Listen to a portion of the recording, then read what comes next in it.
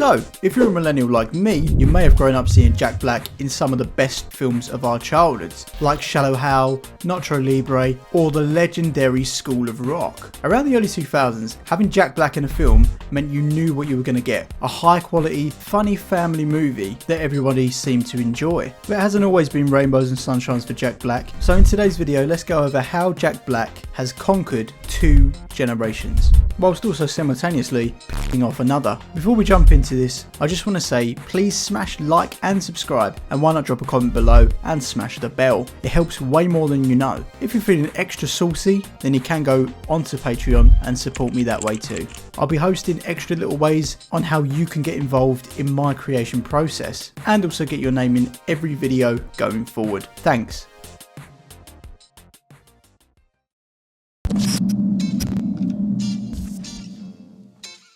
Jack Black's rise was, on the surface, pretty typical I suppose. He landed some small roles in movies and in adverts at the early stages, until hitting it big with his role in Stanley Cusack's High Fidelity. This is where he plays a music critic that owns a record store. Jack describes the role as his breakthrough, despite having reservations due to him actually being a musician himself with his band Tenacious D. The whole idea of being a musician and playing the role of a snobby music critic didn't quite sit right with him, but obviously turning down such a huge role just wasn't on the cards, and honestly, who could blame him? There's a lot less I would do for £2 million. So after High Fidelity smashed the box office, this shot Jack straight into stardom, with him being cast in a major role just the year after in 2001. This was in the movie Saving Silverman, alongside American Pie legend Jason Briggs. The movie Saving Silverman made a profit of $4 million worldwide, so not quite the smash hit they were hoping for, but it did give Jack further exposure into the world of Hollywood. In the same year that Saving Silverman was released, Jack's life would truly change forever. He would get another starring role alongside Gwyneth Paltrow, and that film was called Shallow Hal. Now say what you want about Shallow Hal, in today's world it probably wouldn't be made, but you cannot deny its success. The movie grossed $141 million on just a shoestring budget of $40 million. This at the time was a huge achievement and a massive step up for Jack Black. From here, Jack was unstoppable, starring in epics like Ice Age, Kung Fu Panda, Shark's Tale, King Kong, Gulliver's Travel, and the iconic School of Rock. So after being cast in some pretty huge and successful movies, Jack's image was pretty highly regarded. As well as his fame was pumping, so was his net worth, and by a considerable amount, earning him tens of millions of dollars. Jack truly was on top of the world.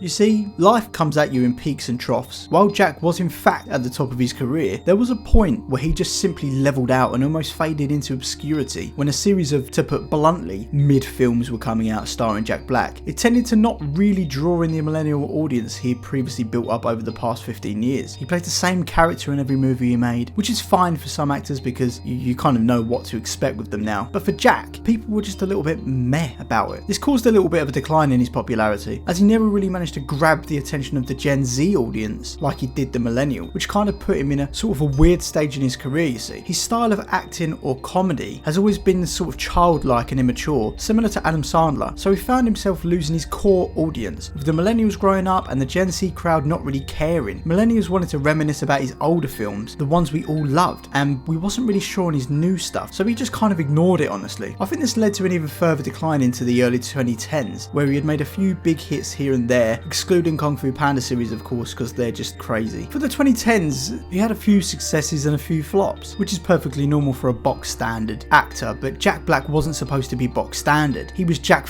Black. He just didn't capture that extreme presence he had in the 2000s, in this era of his career in my opinion. Maybe it's just me on this, but he was held as such a high pedestal from us fans that maybe he could never have lived up to who he was in the School of Rock or Nacho Libre. With him increasingly aging too, I don't know, he started to feel a little bit stale until he didn't, but all for the wrong reasons.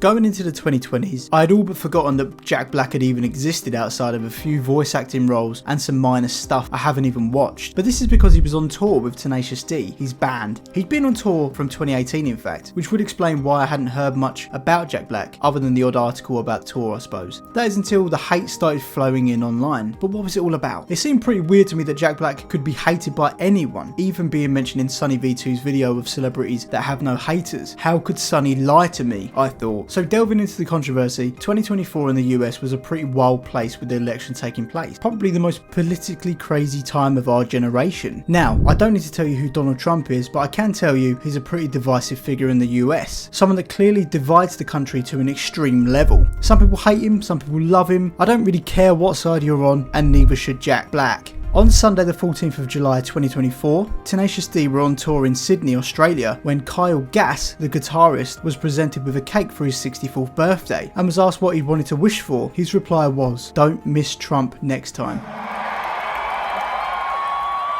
Don't miss Trump next time.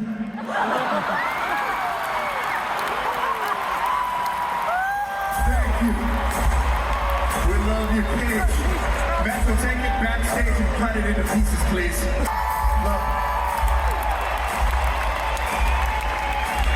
You guys are the best. I don't think we've ever performed on your actual birthday. Yeah. I like it. It's easier to plan the party. I'm gonna take off this. Guys are all invited. Yeah?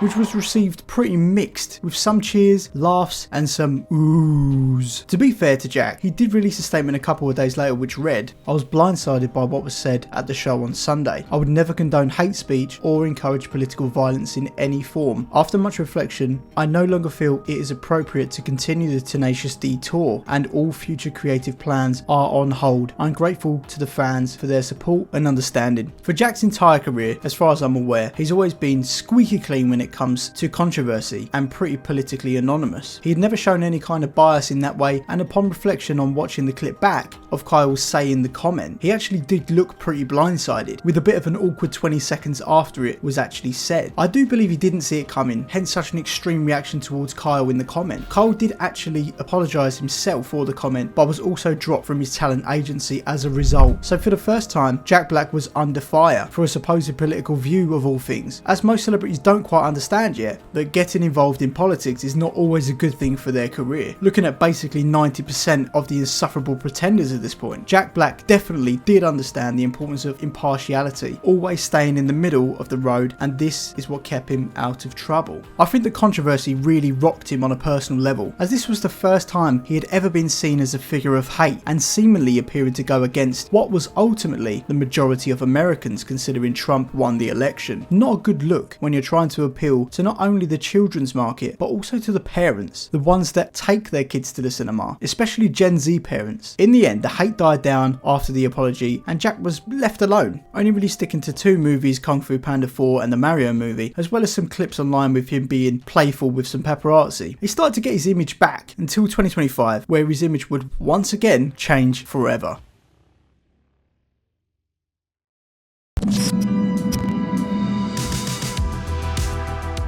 The Minecraft movie, or a Minecraft movie, whichever one you want to say. Once again, Jack Black's life would change forever, much like his breakthrough in the 90s, which cemented him in the childhoods of millennials all over the world. Jack has managed to smash his way into the brains of Gen Alpha by being the starring role, Steve, in the Minecraft movie, alongside Jason Momoa. While the movie has been fairly critically panned, it hasn't really mattered, as the IP is just so incredibly huge. Nothing can stop the giant that is Minecraft. Essentially one of the most popular entertainment products to ever exist, and Jack Black found himself as the centre of a goldmine, which has embedded him into the history of Minecraft forever. He is Steve to the kids of today. After what has been an incredibly miserable couple of years at the cinema, people were losing hope that these places may not even survive, especially after such flops as Snow White and basically everything that Marvel was made for the past 5 years. No one was going to see them. What Minecraft has done for the cinemas has been unrivaled for a long time, but it just goes to show you that if you create something for the correct audience, they will come out and support you in their droves. At the moment, a Minecraft movie is well on its way to becoming $1 billion